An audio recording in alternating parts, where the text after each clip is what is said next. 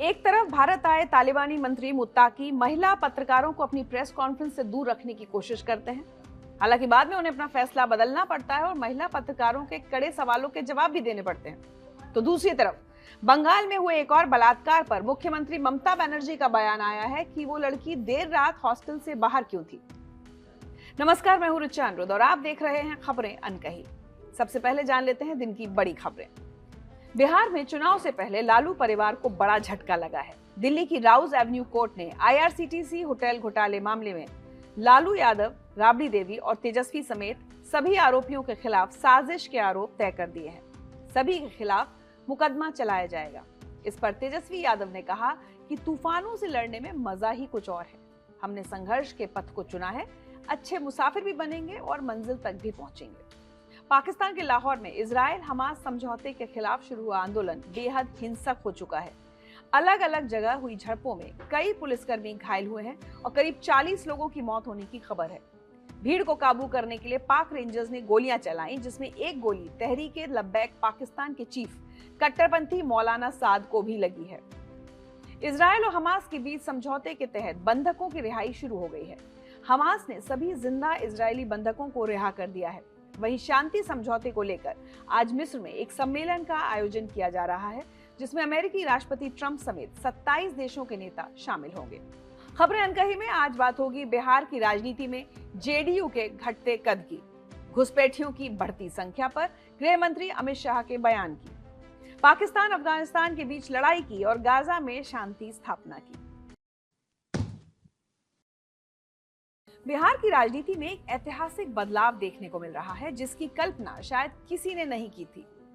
2025 के विधानसभा चुनाव के लिए एनडीए ने जो सीट शेयरिंग फॉर्मूला घोषित किया है, वो सिर्फ संख्याओं का खेल नहीं है, बल्कि बिहार में सत्ता के समीकरण में एक बड़े बदलाव का संकेत है। इस बार बीजेपी और जेडीयू दोनों 101 सीटों पर चुनाव लड़ेंगे। 2005 के बाद ऐसा पहली बार हुआ है जब जेडीयू बड़े भाई की भूमिका में नहीं है। ये सिर्फ संख्यात्मक बराबरी नहीं है, ये बीजेपी की मनोवैज्ञानिक जीत है, जो धीरे धीरे बिहार में अपना दबदबा बढ़ाती जा रही है। 20 साल का सफर बहुत कुछ बयां करता है। अक्टूबर 2005 में जब जेडीयू और बीजेपी ने मिलकर लालू प्रसाद यादव के 15 साल के शासन का अंत किया था, तब सीटों का बंटवारा बिल्कुल अलग था। उस चुनाव में जेडीयू ने 139 सीटों पर चुनाव लड़ा था, जबकि बीजेपी को 102 सीटें मिली थी। जेडीयू 88 सीटें जीतकर साफ तौर पर बड़ी पार्टी बनकर उभरी थी और नीतीश कुमार मुख्यमंत्री बने थे। वो दौर जेडीयू के वर्चस्व का था और बीजेपी छोटे भाई की भूमिका में संतुष्ट थी। 2010 के चुनाव में ये फॉर्मूला लगभग वैसा ही रहा। जेडीयू ने 141 सीटों पर चुनाव लड़ा और बीजेपी को 102 सीटें मिली। इस चुनाव में भी जेडीयू का प्रदर्शन शानदार रहा और पार्टी ने 115 सीटें जीती, जबकि बीजेपी ने 91 सीटों पर जीत दर्ज की। एनडीए गठबंधन ने कुल 206 सीटें जीतकर सरकार बनाई थी। नीतीश कुमार की लोकप्रियता अपने चरम पर थी और विकास पुरुष की छवि मजबूत हो रही थी। लेकिन 2013 में एक बड़ा मोड़ आया, जब नीतीश कुमार ने नरेंद्र मोदी के प्रधानमंत्री पद के उम्मीदवार बनने का विरोध किया और 17 साल पुराना गठबंधन तोड़ दिया। 2015 का चुनाव बिहार की राजनीति में एक अलग अध्याय था। जेडीयू ने बीजेपी छोड़कर आरजेडी और कांग्रेस के साथ महागठबंधन बना लिया। उस चुनाव में जेडीयू ने 101 सीटों पर चुनाव लड़ा और 71 सीटें जीती। महागठबंधन ने 178 सीटों के साथ प्रचंड जीत हासिल की और नीतीश कुमार एक बार फिर मुख्यमंत्री बने। ये एक तरफ बीजेपी के लिए बड़ा झटका था, लेकिन दूसरी तरफ बिहार में बीजेपी की जमीन भी तैयार हो रही थी।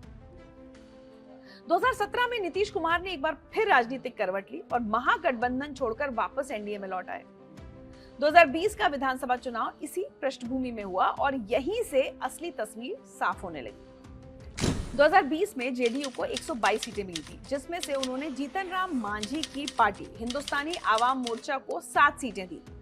इस तरह जेडीयू ने 115 सीटों पर चुनाव लड़ा। बीजेपी को 121 सीटें मिली थी और उन्होंने अपने हिस्से से मुकेश साहनी की विकासशील इंसान पार्टी को 11 सीटें दी। इस तरह बीजेपी ने 110 सीटों पर चुनाव लड़ा। लेकिन 2020 के नतीजों ने सब कुछ बदल दिया। बीजेपी ने 110 सीटों में से 74 सीटों पर जीत दर्ज की, जबकि जेडीयू 115 सीटों में से केवल 43 सीटों पर सिमट गई। ये जेडीयू के लिए बहुत बड़ा झटका था। चिराग पासवान ने उस चुनाव में एक अपनी अलग लड़ाई शुरू की और जेडीयू के कई उम्मीदवारों के वोट काटे। चिराग के 5.66% वोट शेयर ने जेडीयू को भारी नुकसान पहुंचाया। बीजेपी की जीत का प्रतिशत 68 था, जो उसके बढ़ते दबदबे को साफ दर्शाता था। अब 2025 का सीट शेयरिंग फॉर्मूला देखें तो तस्वीर बिल्कुल साफ हो जाती है।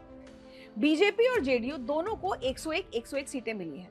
चिराग पासवान की लोक जनशक्ति पार्टी रामविलास को 29 सीटें, जीतन राम मांझी की हिंदुस्तानी आवाम मोर्चा को 6 सीटें और उपेंद्र कुशवाहा की राष्ट्रीय लोक मोर्चा को 6 सीटें मिली हैं। चिराग पासवान को इस बार एनडीए में शामिल कर लिया गया है, क्योंकि 2024 के लोकसभा चुनाव में उनकी पार्टी ने 5 सीटों पर जीत हासिल की थी। हालांकि चिराग ने शुरुआत में 40 सीटों की मांग की थी, लेकिन उन्हें 29 सीटें मिली। राजनीतिक विश्लेषकों के लिए यह बराबरी का फॉर्मूला बीजेपी की मनोवैज्ञानिक जीत माना जा रहा है। 20 साल में पहली बार जेडीयू अब बड़े भाई की भूमिका में नहीं है। 2024 के लोकसभा चुनाव में भी संकेत मिल गए थे, जब बीजेपी ने 17 सीटों पर चुनाव लड़ा और जेडीयू ने 16 सीटों पर। दोनों ने 12-12 सीटें जीती, लेकिन बीजेपी 1 सीट ज्यादा लड़कर अपनी बढ़त दिखा चुकी थी। अब विधानसभा चुनाव में बराबर सीटें मिलना बीजेपी के बढ़ते प्रभाव का प्रमाण है। इस बदलाव की मुख्य वजह जेडीयू की गिरती स्ट्राइक रेट और बीजेपी का बढ़ता दबदबा है।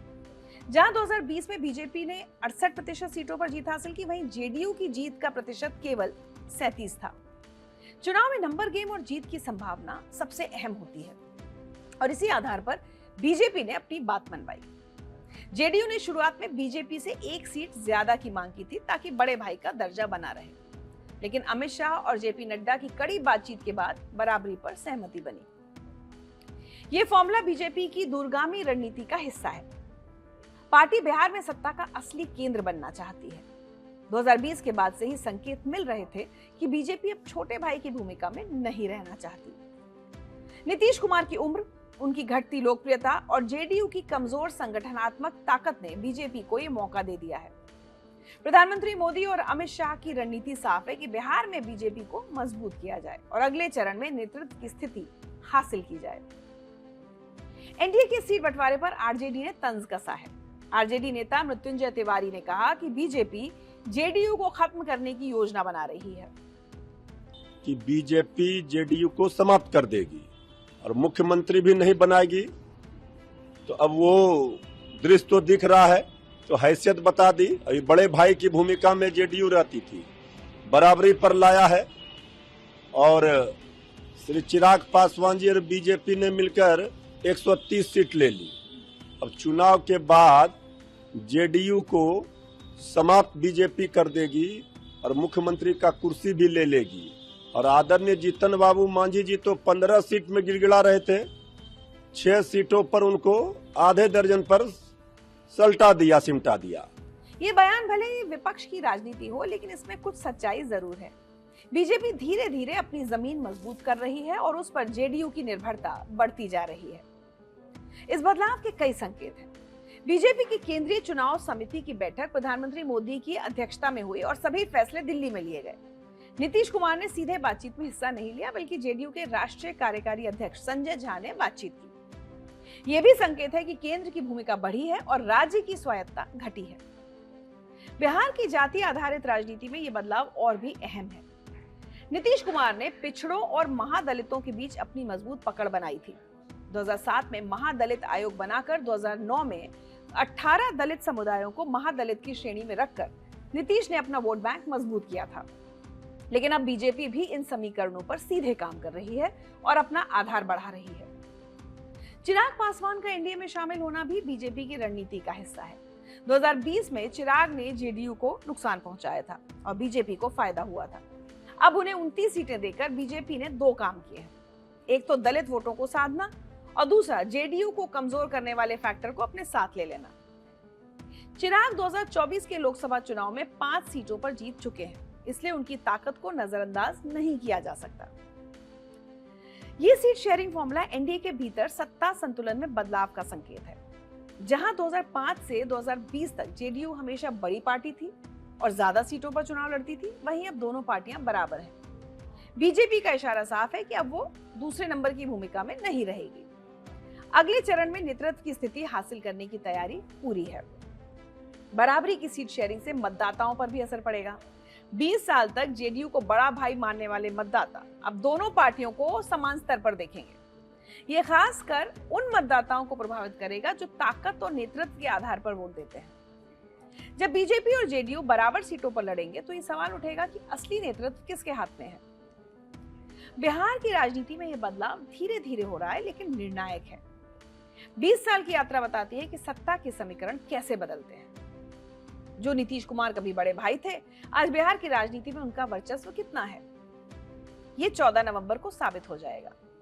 हालांकि उनके स्वास्थ्य को लेकर भी खबरें आती रहती हैं, उनको लेकर वीडियो वायरल हो जाते हैं, पर इस सब का असर मतदाता पर क्या पड़ रहा है, ये देखना होगा। एक लड़ाई पीढ़ियों के बीच की है। एक तरफ 74 साल के नीतीश, दूसरी तरफ 35 साल के तेजस्वी यादव। परिवारवाद की भी है।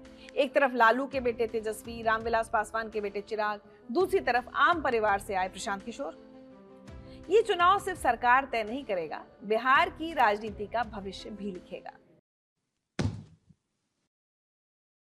भारत की जनगणना केवल आंकड़ों का खेल नहीं है, ये हमारे देश की सामाजिक, राजनीतिक और सांस्कृतिक तस्वीर का आईना है। लेकिन जब इन आंकड़ों में खास पैटर्न दिखता है तो सवाल उठना लाजमी है। केंद्रीय गृह मंत्री अमित शाह ने हाल ही में एक कार्यक्रम के दौरान घुसपैठ और डेमोग्राफी परिवर्तन को लेकर बड़ा बयान दिया है। उन्होंने जनगणना के आंकड़ों का हवाला देते हुए एक बड़ा दावा किया है कि भारत में धार्मिक जनसंख्या में जो बदलाव आ रहा है, उसके पीछे केवल प्राकृतिक वृद्धि नहीं है, बल्कि घुसपैठ का बड़ा हाथ है। 1951 से लेकर 2011 तक की जनगणना के आंकड़े एक साफ ट्रेंड दिखाते हैं। आजादी के वक्त 1951 में हिंदू आबादी 84.1% थी और मुस्लिम आबादी 9.8% थी। फिर 1971 में हिंदू आबादी घटकर 82.72% रह गई और मुस्लिम आबादी बढ़कर 11% हो गई। 1991 में यह अंतर और बढ़ा, हिंदू 81% और मुस्लिम 12.12%। 2001 में हिंदू 80.5% और मुस्लिम 13.4%। फिर 2011 की जनगणना में हिंदू आबादी 79.8% रह गई, जबकि मुस्लिम आबादी 14.23% तक पहुंच गई। यानी पिछले 60 सालों में हिंदू आबादी में 4.3% की गिरावट आई है, जबकि मुस्लिम आबादी में 4.4% का इजाफा हुआ है। अब बात करते हैं दशकीय वृद्धि दर की। 2001 से 2011 के बीच हिंदू जनसंख्या में वृद्धि दर 16.8% थी, जबकि मुस्लिम आबादी 24.6% की दर से बढ़ी। इससे पहले 1991 से 2001 में भी मुस्लिम आबादी 29.4% बढ़ी थी, जबकि हिंदू आबादी 19.9% बढ़ी थी। ये अंतर लगातार बना हुआ है। हालांकि दोनों समुदायों की वृद्धि दर में कमी आ रही है, लेकिन ये कमी मुस्लिम समुदाय में ज्यादा तेजी से आई है। 1951 से 61 में मुस्लिम आबादी 32.7% बढ़ी थी, जो 2001 से 11 में घटकर 24.7% रह गई। इसको लेकर गृह मंत्री अमित शाह ने सोशल मीडिया पर लिखा है कि 1951 से लेकर 2011 तक जनसंख्या वृद्धि में जो असमानता दिखती है, उसका प्रमुख कारण घुसपैठ है। मुस्लिम आबादी 24.6% की दर से बढ़ी है, जबकि हिंदू आबादी में 4.5% की कमी आई है। ये कमी फर्टिलिटी रेट के कारण नहीं, बल्कि घुसपैठ के कारण है। अमित शाह ने खास तौर पर असम और पश्चिम बंगाल का जिक्र किया है। उनके मुताबिक असम में 2011 की जनगणना में मुस्लिम आबादी की दशकीय वृद्धि दर 29.6% थी, जो राष्ट्रीय औसत से कहीं ज्यादा है। असम के मुख्यमंत्री हिमंत बिस्वा शर्मा ने हाल ही में एक और चौंकाने वाला दावा किया है। उनका कहना है कि असम में अब हिंदू आबादी केवल 40% रह गई है, जबकि मुस्लिम आबादी लगभग 29.5% तक पहुंच गई है। शर्मा ने कहा कि माजुली जैसे जिले जो वैष्णव संस्कृति का केंद्र है, वहां मुस्लिम आबादी में 100% की वृद्धि देखी गई है, और ये स्थानीय मुसलमानों की प्राकृतिक वृद्धि नहीं, बल्कि घुसपैठियों के कारण हुआ है। पश्चिम बंगाल की स्थिति भी कम चिंताजनक नहीं है। मुर्शिदाबाद जिले में मुस्लिम आबादी 66.27% है, मालदा में 51.27% और उत्तर दिनाजपुर में 49.92% है। साउथ 24 परगना में 35.57% मुस्लिम आबादी है। ये आंकड़े 2011 की जनगणना के हैं और अमित शाह का दावा है कि सीमावर्ती इलाकों में कुछ जगहों पर वृद्धि दर 70% तक पहुंच गई है, जो प्राकृतिक वृद्धि से संभव नहीं है। अब सवाल यह है कि अगर भारत में मुस्लिम आबादी बढ़ रही है तो पाकिस्तान और बांग्लादेश में हिंदू आबादी का क्या हाल है? अमित शाह ने इस पर भी रोशनी डाली। पाकिस्तान में 1947 में हिंदू आबादी लगभग 15 से 20% थी, जो आज घटकर केवल 1.73% रह गई है। बांग्लादेश में 1947 में हिंदू आबादी 22% से ज्यादा थी, आज 7 से 8% के आसपास रह गई है। अमित शाह का कहना है कि ये कमी धर्मांतरण के कारण नहीं, बल्कि इसलिए है क्योंकि हिंदुओं को वहां से भागकर भारत में शरण लेनी पड़ी है। बांग्लादेश सेंटर फॉर रिसर्च की एक रिपोर्ट के अनुसार 1947 में विभाजन के बाद लाखों हिंदू पूर्वी पाकिस्तान, जो कि अब बांग्लादेश है, वहां से पश्चिम बंगाल और असम चले गए। 1971 के बांग्लादेश मुक्ति संग्राम के दौरान लगभग 1 करोड़ लोगों ने भारत में शरण ली, जिनमें से ज्यादातर हिंदू थे। सभी वापस नहीं लौटे और जो लौटे भी उनमें से कई बाद में फिर से भारत चले आए। अब सवाल ये उठता है कि क्या ये अंतर सिर्फ फर्टिलिटी रेट के कारण है? तो नेशनल फैमिली हेल्थ सर्वे के आंकड़े बताते हैं कि 2019 से 2021 में हिंदुओं का टोटल फर्टिलिटी रेट 1.94 था, जबकि मुसलमानों का 2.36 था। यानी अंतर है, लेकिन ये अंतर लगातार कम हो रहा है। पिछले 20 सालों में हिंदुओं के फर्टिलिटी रेट में 30% की कमी आई है, जबकि मुस्लिम्स की फर्टिलिटी रेट में 35% की कमी आई है। यानी मुस्लिम समुदाय में फर्टिलिटी रेट तेजी से गिर रहा है। अमित शाह का दावा है कि फर्टिलिटी रेट के अंतर से ये जनसंख्या वृद्धि संभव नहीं है, खासकर असम और पश्चिम बंगाल के सीमावर्ती इलाकों में। उनका कहना है कि पाकिस्तान और बांग्लादेश से अवैध रूप से घुसपैठ हो रही है और ये लोकतंत्र, संस्कृति और भाषा के लिए खतरा है। उन्होंने कहा कि केंद्र सरकार ने बॉर्डर फेंसिंग जैसे कदम उठाए हैं, लेकिन जहां फेंसिंग संभव नहीं है वहां स्थानीय राज्य सरकारें घुसपैठ को बढ़ावा दे रही हैं। हालांकि इस दावे पर विरोधी पक्ष ने सवाल उठाए। एआईएमआईएम के सांसद असदुद्दीन ओवैसी ने क्या कहा, सुनिए। और तैयार हो जाइए, इस मुल्क में अमित शाह एनपीआर एनआरसी करने जा रहे हैं। आप देख लीजिए, पहले उन्होंने कहा कि बंगाल के मुसलमानों को उठाकर बांग्लादेश में फेंक दिया, अब कह रहे हैं कि आबादी बढ़ रही है। इतने झूठे हैं ये लोग कि 1951 से लेकर 2011 तक मुसलमानों का पॉपुलेशन सिर्फ 4.4 बढ़ा। और होम मिनिस्टर रहे थे अमित शाह, कहते हैं आसाम की मिसाल। अरे आसाम को से नागालैंड बना, मेघालय बना, अरुणाचल बना। अगर किसी की आबादी 100 है, 100 में अगर 10 लोग इजाफा हुए तो 10% बोलेंगे। अगर किसी की आबादी 10 है, उसमें 10 लोग बढ़ गए तो 100%। तो ये इनका मामला है। तो ये एनपीआर एनआरसी भी कराना चाह रहे, 12 हर तरीके से मुसलमानों की शनाख्त को खत्म करना चाह रहे, मुसलमानों की मजहबी जो शनाख्त है उसको खत्म करना चाह रहे हैं। कांग्रेस ने सरकार पर 2021 की जनगणना में देरी करने का आरोप लगाया है, जिससे सामाजिक न्याय कार्यक्रमों के लिए जरूरी डेटा उपलब्ध नहीं हो पा रहा। अमित शाह ने घुसपैठ के खिलाफ सरकार की 3D पॉलिसी का जिक्र किया है, डिटेक्ट, डिलीट और डिपोर्ट। उन्होंने कहा कि मोदी सरकार घुसपैठियों की पहचान करेगी, उनके नाम मतदाता सूची से हटाएगी और उन्हें देश से बाहर भेजेगी। नागरिकता संशोधन अधिनियम यानी सीएए इसी रणनीति का हिस्सा है, जो पाकिस्तान, अफगानिस्तान और बांग्लादेश से आए हिंदू, सिख, ईसाई और बौद्ध शरणार्थियों को नागरिकता देने का प्रावधान करता है। शाह ने साफ किया है कि जो लोग धार्मिक उत्पीड़न का सामना नहीं करते और अवैध रूप से भारत आना चाहते हैं, वो घुसपैठी हैं। उन्होंने ये भी कहा कि विभाजन के बाद भारत में रहने वाले मुस्लिमों की नागरिकता पर कोई सवाल नहीं है, लेकिन अवैध रूप से आने वालों को घुसपैठिया ही माना जाएगा। जनसंख्या विशेषज्ञों की माने तो धार्मिक समुदायों की जनसंख्या वृद्धि दर में अंतर के कई कारण हो सकते हैं। इनमें शिक्षा का स्तर, आर्थिक स्थिति, सामाजिक जागरूकता और स्वास्थ्य सेवाओं तक पहुंच शामिल है। हालांकि सीमावर्ती जिलों में असामान्य रूप से बढ़ी वृद्धि दर निश्चित रूप से चिंता का विषय है। अमित शाह के दावे चाहे जितने भी विवादास्पद हों, लेकिन सीमावर्ती क्षेत्रों में जनसंख्या संरचना में हो रहे बदलाव को नजरअंदाज नहीं किया जा सकता। साथ ही सीमा सुरक्षा को मजबूत करना भी जरूरी है, ताकि अवैध घुसपैठ रोकी जा सके। ये एक संवेदनशील मुद्दा है, जिसे तथ्यों और संवेदनशीलता के साथ देखना जरूरी है, ना कि राजनीति के चश्मे से। दुनिया के नक्शे पर एक ऐसी सरहद है जिसे कभी अफगानिस्तान ने स्वीकार नहीं किया। डुरैंड लाइन ये 2640 किलोमीटर लंबी सीमा रेखा है जो 1893 में अंग्रेजों ने खींची थी। ये आज फिर से खून से लाल हो गई है।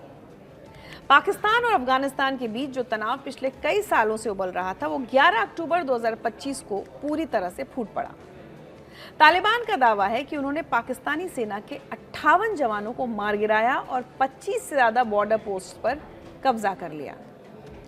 पाकिस्तान की तरफ से जवाबी दावा आया कि उन्होंने 200 तालिबान और आतंकी लड़ाकों को ठिकाने लगाया है। सच क्या है, इसकी पुष्टि तो नहीं हो पाई, लेकिन इतना तय है कि दोनों देशों के बीच अब तक की सबसे गंभीर सैन्य झड़प हुई है। इस पूरे घटनाक्रम की शुरुआत कैसे हुई, पहले आपको वो बताती हूँ। दरअसल पाकिस्तान पिछले कई महीनों से तहरीक-ए-तालिबान पाकिस्तान यानी टीटीपी के हमलों से परेशान है। ये वही संगठन है जो पाकिस्तान की सरकार को उखाड़ फेंकने और इस्लामिक खिलाफत स्थापित करने का सपना देखता है। टीटीपी ने अक्टूबर के पहले हफ्ते में कुर्रम जिले में पाकिस्तानी सेना के काफिले पर घात लगाकर हमला किया, जिसमें 11 सैनिक शहीद हो गए।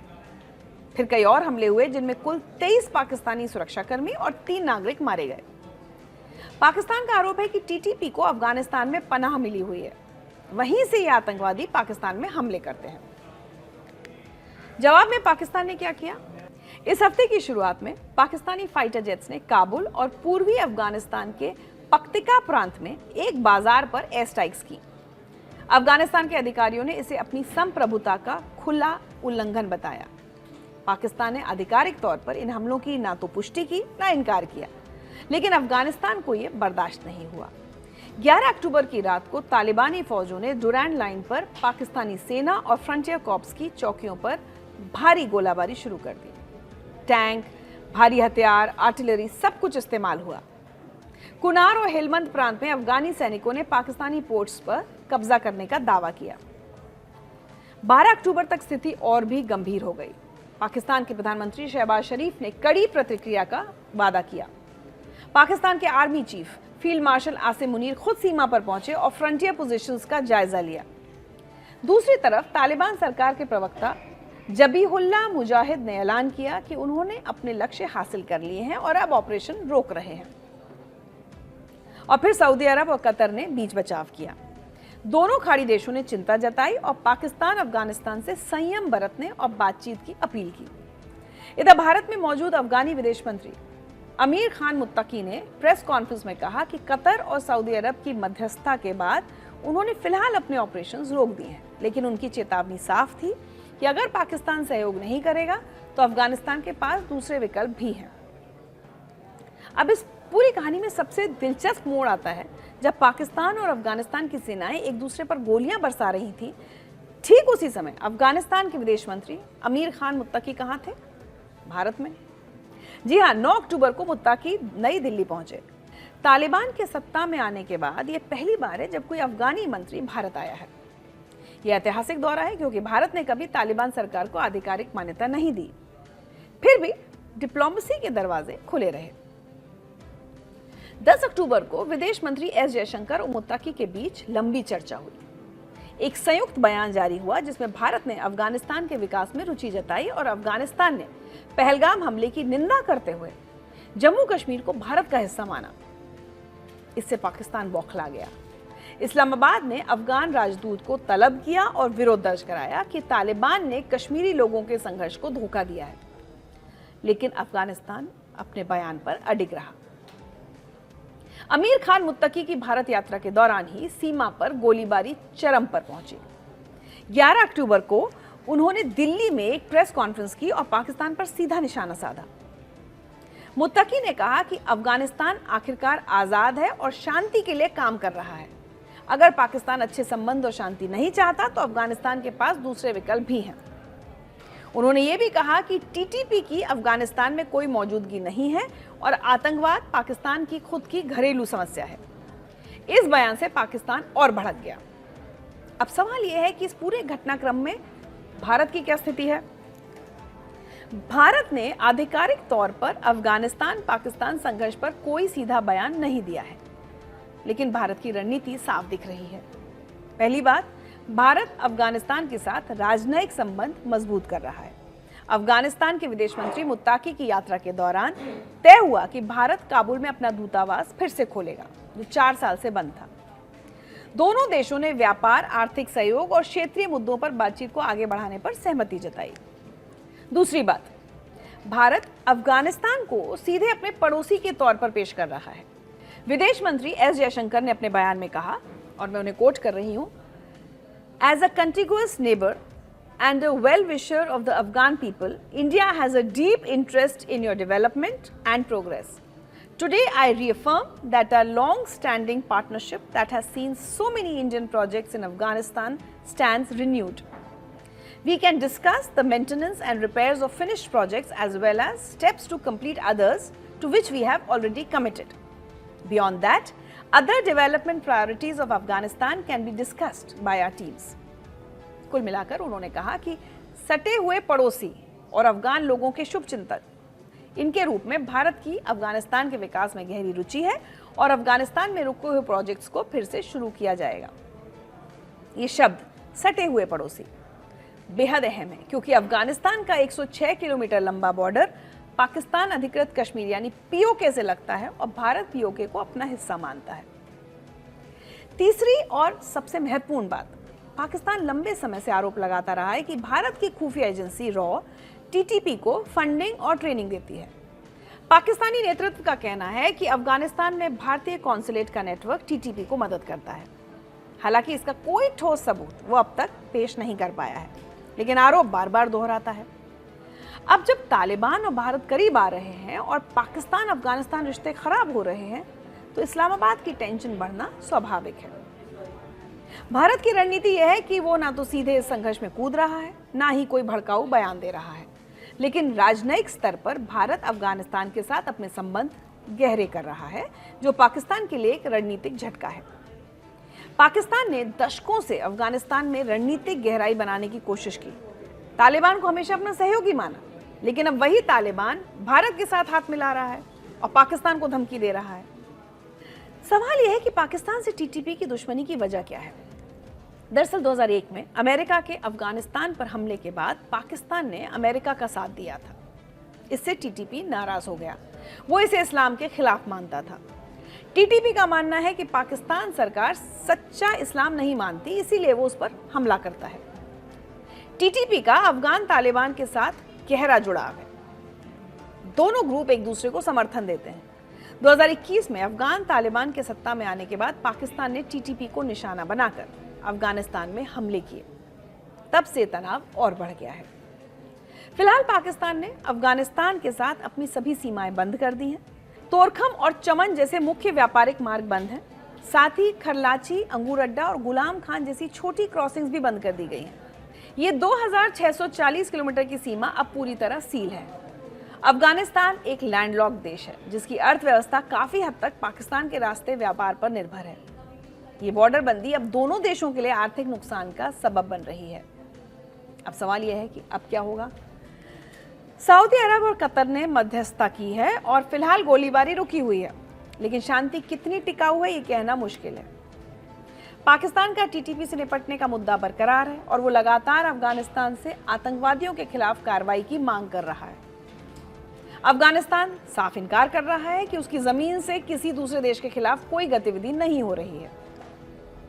तालिबान, जो कभी पाकिस्तान का करीबी सहयोगी था, आज भारत से हाथ मिला रहा है और इस्लामाबाद को चेतावनियां दे रहा है। पाकिस्तान, जो अफगानिस्तान में रणनीतिक गहराई का सपना देखता था, आज दोनों तरफ से घिरा हुआ है और भारत बिना कोई गोली चलाए राजनयिक चतुराई से इस स्थिति का फायदा उठा रहा है।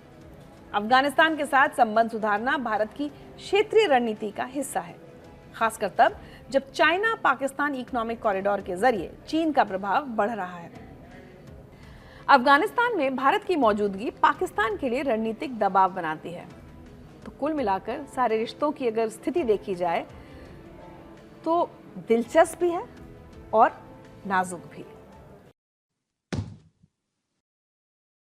10 अक्टूबर को अफगानिस्तान के विदेश मंत्री अमीर खान मुत्ताकी ने दिल्ली में अफगान दूतावास में एक प्रेस कॉन्फ्रेंस बुलाई थी, जिसमें महिला पत्रकारों को एंट्री नहीं दी गई।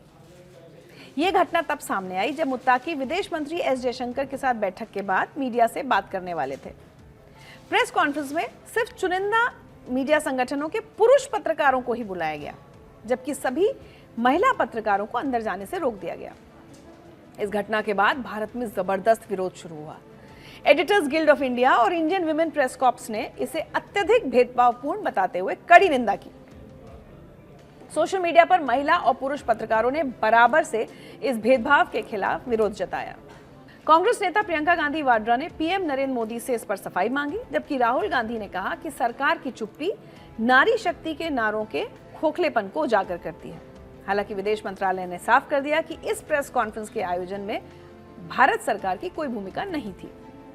विवाद बढ़ने के बाद मुत्ताकी ने 12 अक्टूबर रविवार को फिर से एक प्रेस कॉन्फ्रेंस बुलाई।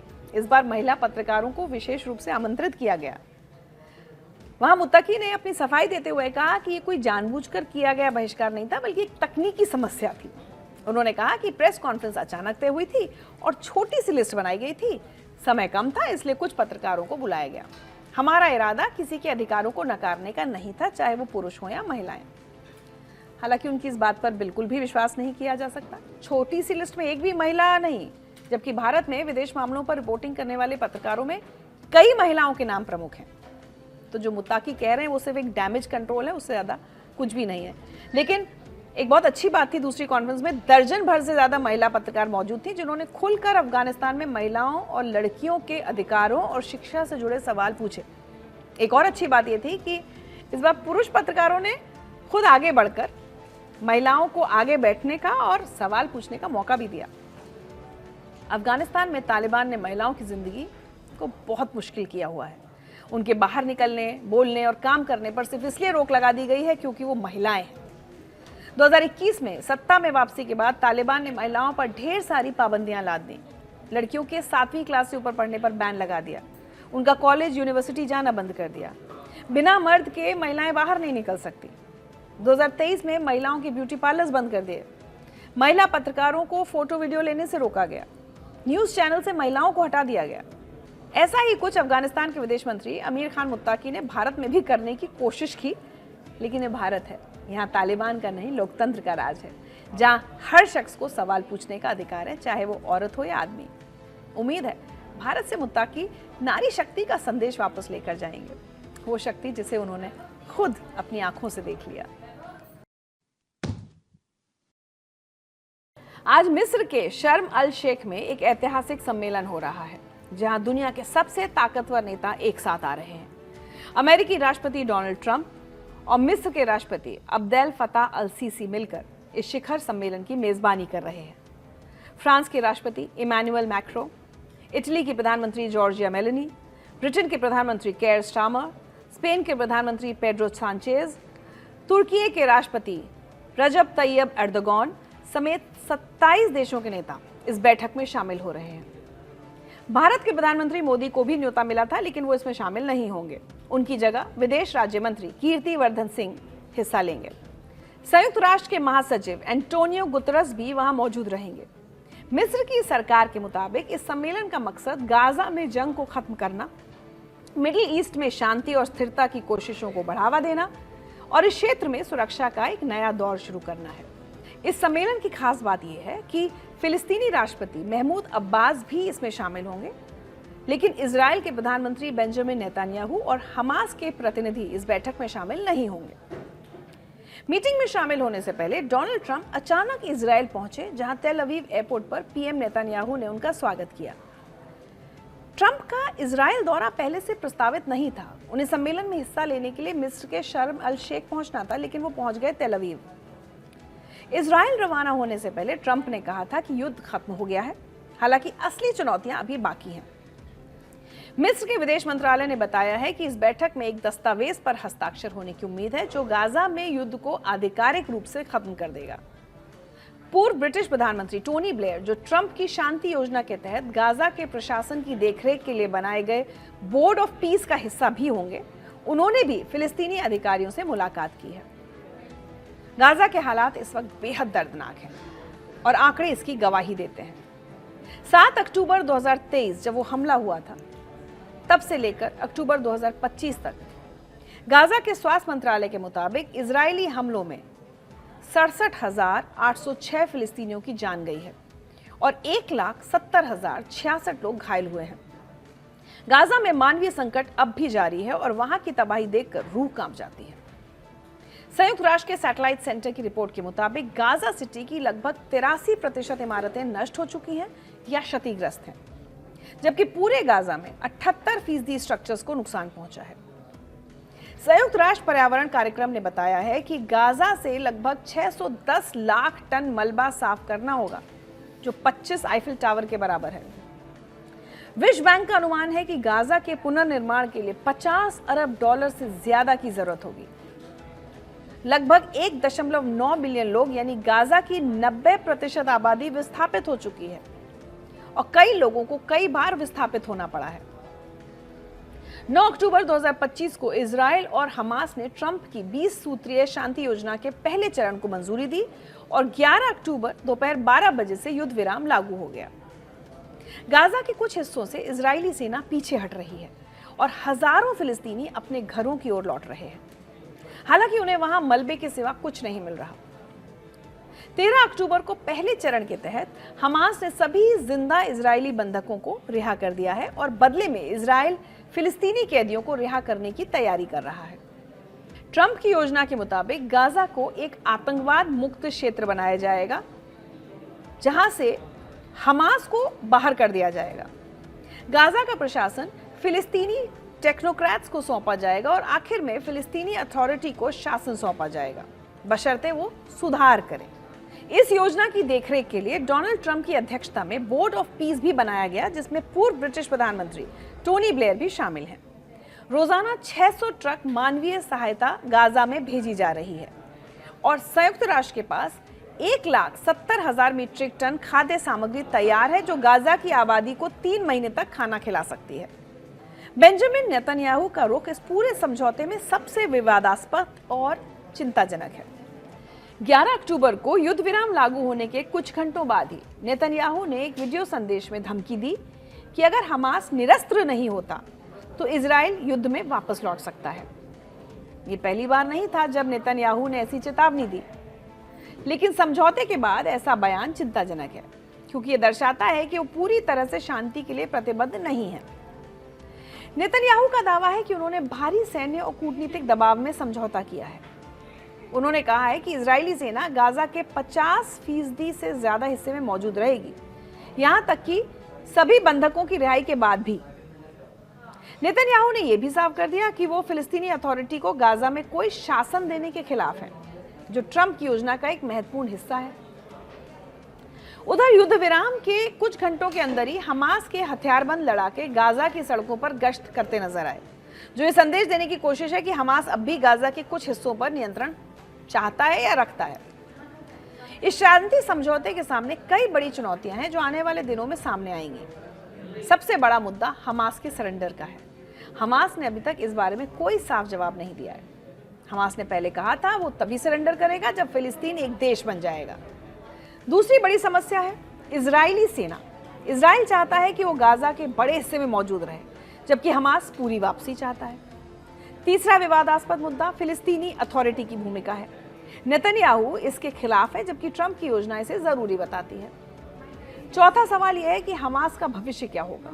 योजना कहती है कि हमास के सदस्यों को माफी मिलेगी अगर वो शांतिपूर्ण सरेंडर के लिए प्रतिबद्ध होंगे या उन्हें किसी दूसरे देश में जाने का विकल्प दिया जाएगा।